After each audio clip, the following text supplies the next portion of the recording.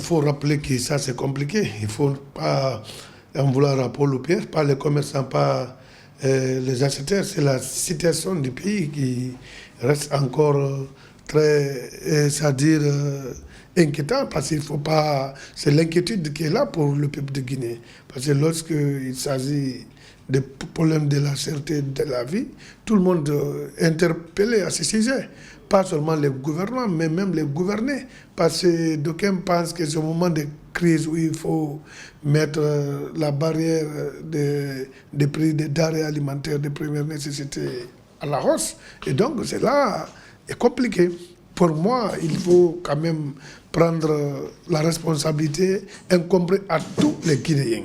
Si nous sommes en transition, ce n'est pas parce qu'on est en transition que vous allez faire flamber les prix. Donc, l'autorité doit essayer de régler ce niveau-là. Il y a une autorité de régulation des prix des denrées alimentaires. Donc, moi, je pense qu'il faut se mettre en branle pour qu'ils puissent corriger cette déperdition.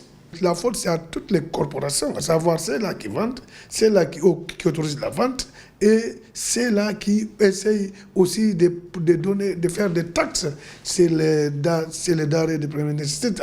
En principe, on avait dit qu'il faut enlever des taxes à ce niveau. Maintenant, si vous continuez à taxer, les gens vont aussi vendre cher. Les conséquences, c'est la famine et les gens vont être désemparés. Et ça va augmenter le vol parce que les gens vont commencer à voler. Si tu ne trouves pas à manger, tu vas voler. Et puis parce que les gens ne pourront plus supporter. C'est raison pour nous de rappeler à l'autorité d'essayer de régler rapidement ce fléau parce que c'est un paramètre très, très dangereux. La Guinée fait aussi faire produire des riz. On a vu, c'est autant compté. Oui, la quantité, oui, mais écoutez, il ne faut pas qu'on reste aussi utiliser nos terres. Il y a des gens qui font des plantations, des envoyeurs.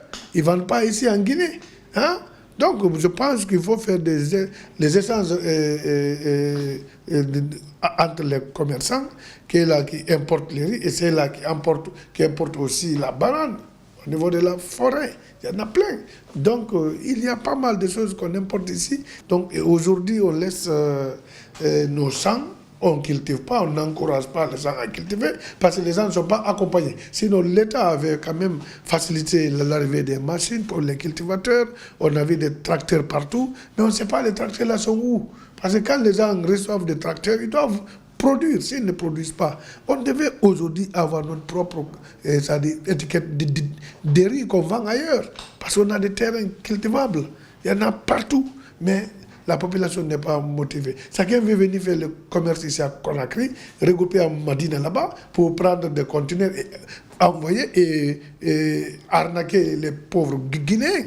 Donc c'est ce qu'il faut arrêter. L'État doit s'occuper de ça pour faire travailler nos terrains.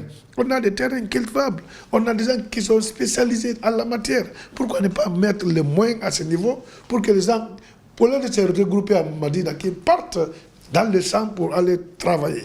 La ville est réservée pour les intellectuels. Oui, mais le ministère de l'Agriculture aussi. Le ministère de l'Agriculture, le ministère du Commerce. Il y a des personnels. Ce sont ces personnels-là aussi qu'il faut interroger. Pourquoi vous ne travaillez pas? Vous voyez, non? Sinon, on a vu quand même des machines rentrer à l'intérieur du pays ici. En Gogo, c'était au palais du peuple. Vous voyez, quand vous venez à Kindia, Filgagbe là-bas, les machines sont venues. Mais est-ce que les gens sont encouragés pour travailler? Est-ce que la main-d'œuvre est là? Donc ça, ce n'est pas seulement l'État, hein, c'est les intellectuels qui ont eu à apprendre un métier dans ce domaine. Donc si vous ne pouvez pas vous lever, trouver des ouvriers pour travailler dans le sens, ce n'est pas l'État qui viendra travailler pour vous. C'est les autorités qui doivent se lever pour voir tous ceux qui ont fait les études en matière d'agriculture, tous ceux qui ont été des agronomes qualifiés, c'est de les mettre dans les conditions de travailler dans le champ, qu'ils partent sur le terrain, qu'on les envoie là-bas. Qu'est-ce qu'ils cherchent à Conakry? Toi, tu as appris à travailler en brousse. Tu quittes la brousse, tu viens à Conakry. Moi, je pense que ce que tu as appris, tu dois être à mesure de faire valoir cela pour que le pays se développe. Un ministère de l'Agriculture, ce n'est pas pour s'asseoir en ville ici. Il faut les envoyer sur le terrain. Qu'est-ce qu'ils attendent ici? Donc l'État doit les envoyer sur le terrain. Tout ce qui trouvent dans ces départements-là, donnez-les des bottes et des outils aratoires, qu'ils partent sur le terrain, qu'ils nous trouvent de la main-d'œuvre. Il y a des gens qui sont qualifiés là, mais ils ne sont pas accompagnés, qui viennent travailler. Vous allez voir, un an après, tout va rentrer en ordre. Quand on dit que le riz coûte cher, c'est parce que nous-mêmes, on refuse de produire le riz, alors qu'on est capable de produire. Aux citoyens, c'est de rester résilients.